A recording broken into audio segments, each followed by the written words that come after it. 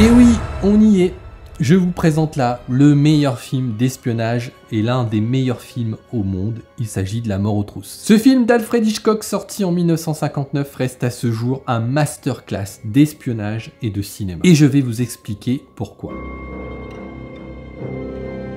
Comme je l'ai dit, nous avons Hitchcock aux commandes de ce film. Il est certainement à l'apogée de son art puisque ce film de 1959 s'intercale entre Vertigo et Psychose, des petits films. On retrouve dans les rôles principaux Cary Grant jouant Roger Thornhill et George Kaplan. Il faut savoir que l'acteur est plutôt en fin de carrière quand il tourne La Mort aux trousses, puisqu'après ce film, il ne tournera plus que 6 longs métrages jusqu'à la fin de sa vie. Il faut dire que Cary Grant a déjà 55 ans quand même quand il joue dans La Mort aux trousses. Le réalisateur et l'acteur feront 4 collaborations ensemble. Il s'agit là de leur dernier film. Le rôle féminin est interprété par Ève Sainte-Marie. On est évidemment dans le profil des actrices hitchcockiennes de l'époque. Un savant mélange de beauté blonde avec une panoplie de jeux important. Mine de rien, cette actrice arrive sur le tournage avec un Oscar empoché quelques années plus tôt. Et enfin, dans le rôle de l'antagoniste, on retrouve James Mason, un acteur reconnu dans son pays d'origine,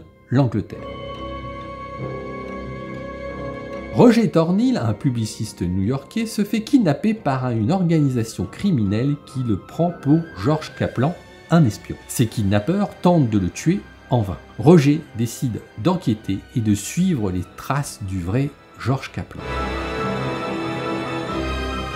Je ne peux pas commencer cette partie critique sans vous expliquer ce qui me plaît, ce qui me fascine dans le cinéma d'Alfred Hitchcock. Le cinéma est évidemment un art, mais un art qui doit avoir comme ambition de nous transporter, de nous permettre de nous évader. On entre dans une salle de cinéma avec notre vie, avec nos problèmes, et le temps d'un film, eh bien, on s'évade. On s'échappe, on se fait transporter par une histoire, par une aventure qui nous emmène loin, loin de nos problèmes. C'est pour moi la définition du cinéma. Et les plus grands films d'Alfred Hitchcock sont imprégnés de cette idée. Il avait cette capacité de nous faire partir d'une histoire très banale, une vie comme vous et moi, pour nous plonger dans des histoires incroyables. Regardez Psychose, Les oiseaux, L'homme qui en savait trop, ou donc La Mort aux trousses, fabriqués sous cette même architecture. On peut aisément s'identifier aux héros de ces films, ce qui facilite grandement notre capacité à nous projeter,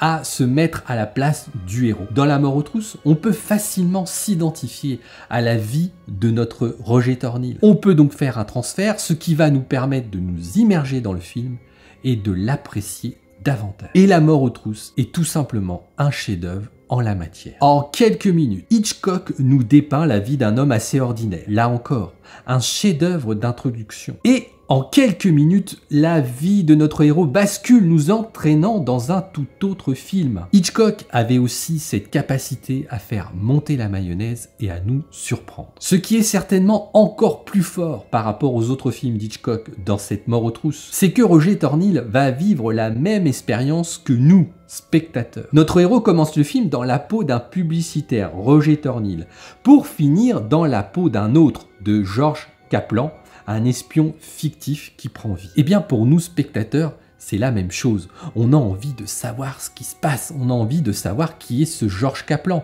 Donc on a envie de suivre Roger Thornhill, on a envie d'être Roger Thornhill. Que dire de l'histoire ? Elle est quasi parfaite. La problématique évolue au fur et à mesure. On commence par pourquoi ils ont kidnappé cet homme. Ensuite, on va chercher à savoir qui est ce George Kaplan, qui sont ses antagonistes, qui est l'agent double, que va devenir ce Roger devenu George. Tout autant de questions qui viennent animer l'intérêt de cette histoire. Je ne sais pas vous, mais moi j'ai envie de découvrir ce qui se trame. Et ça doit être ça, la force d'une histoire, la force d'un scénario de cinéma. Cela doit éveiller en nous de la curiosité, de l'envie d'aller plus loin, de continuer. La Mort aux trousses le fait à merveille. Ensuite, eh bien, vous avez plein de scènes d'anthologie dans ce film. Par exemple, la scène de l'avion.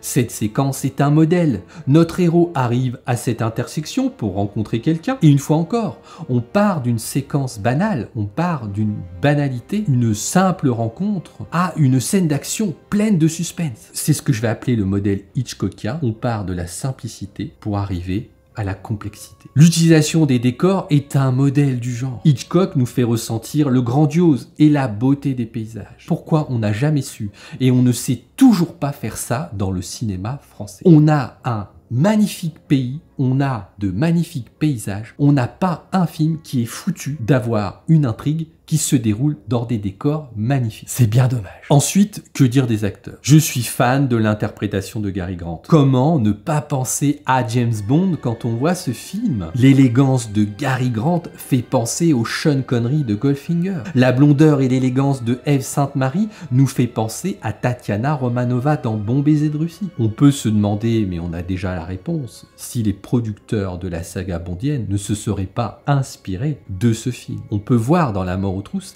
des scènes qui ont littéralement inspiré, voire des fois qui ont été calquées dans la saga bondienne. La scène où Thornhill essaye d'échapper à son ivresse et à ses poursuivants, vous ne trouvez pas un air de ressemblance avec la scène de poursuite en voiture de Dr No? L'échange entre nos protagonistes dans le train dans La mort aux trousses n'est pas sans me faire penser à l'échange entre Daniel Craig et Eva Green dans Casino Royale. Que dire aussi de la vente aux enchères qui se termine sur un effet comique? Bond qui se met à enchérir et surprendre toute la salle me fait évidemment penser à Autopussy. La scène de l'avion n'est pas sans faire penser à la scène de l'hélicoptère de Bon baiser de Russie. Et quand on sait que Cary Grant a été témoin de mariage d'Albert Broccoli, l'un des producteurs emblématiques de la saga, on peut se dire mais oui, ce film a littéralement influencé la saga bondienne comme jamais. J'aurais adoré voir Alfred Hitchcock derrière la caméra pour nous mettre en scène un film de la saga bondienne. Parce que mine de rien, il en a fait quelques-uns des films d'espionnage dans sa carrière. Pour ceux qui sont les plus connus, je pense en particulier au Rideau déchiré, à Leto ou à L'homme qui en savait trop. L'actrice qui joue le rôle principal est parfaite. Elle alterne avec brio la femme séductrice, la femme blessée mais pudique, la femme amoureuse et enfin l'espionne. Et puis pour continuer la liste des atouts de ce film, que dire de la musique de Bernard Herrmann? Une masterclass de musique de film. Le thème est parfait et les morceaux accompagnent parfaitement la dramaturge du film. Et on va aussi retrouver dans La mort aux trousses une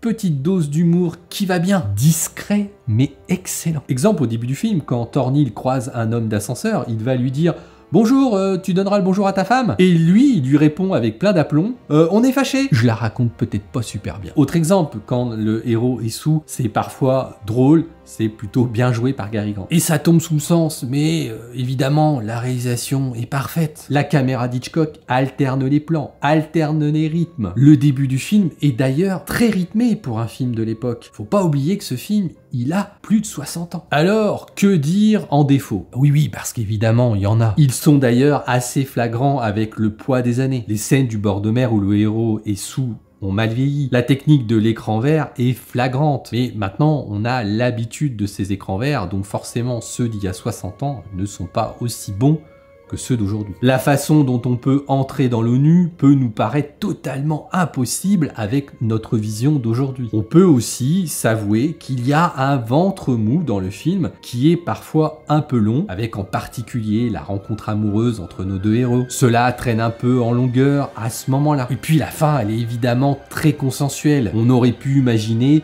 une mort de l'espionne pour accentuer l'esprit de sacrifice. Mais je ne peux m'empêcher de balayer tout ça d'un revers de la main, c'est du détail. D'ailleurs, en parlant d'esprit de sacrifice, je pense que ce film est beaucoup plus proche de l'espionnage de l'époque que notre saga bondienne. Des êtres ordinaires étaient enrôlés pour espionner pour le compte d'un État. Les agences d'espionnage utilisaient souvent les faiblesses des personnes pour les faire travailler pour eux. Bon, comme vous pouvez le voir, je suis totalement fan de ce film. Je vais donc lui donner une note de 4,5 sur 5. Je ne vous cache pas que nous sommes là dans mon panthéon en matière de film. On doit voir au moins une fois La mort aux trousses dans sa vie. Ça doit faire partie d'une bucket list cinéma. Et maintenant, est-ce que vous en savez trop sur le film que je vous propose? Allez, à tout de suite.